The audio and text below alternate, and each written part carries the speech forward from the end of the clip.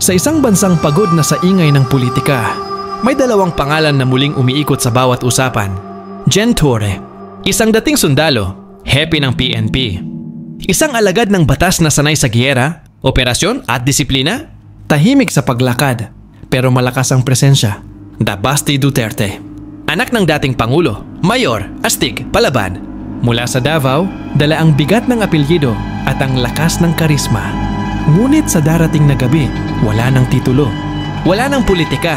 Sa harap ng milyon-milyong manonood, magsasagupa sila hindi sa debate, kundi sa lona.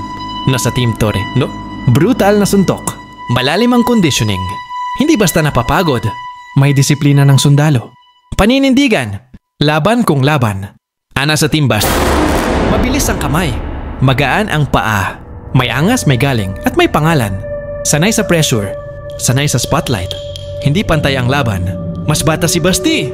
Pero ang sagot ng kampo ni Torre, hindi mo kayang talunin ang may puso kahit ilang beses mo pa siyang babanggain.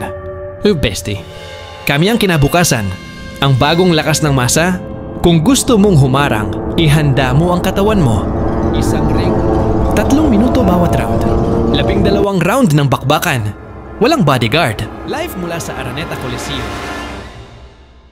Sa darating na taon 2025, sa harap ng sambayanan, may isang babagsak at may isang mananatiling matatag. Sino ang tunay na matibay? Sino ang may paninindigan? At sino ang lalabas na bayani ng masa? Abangan.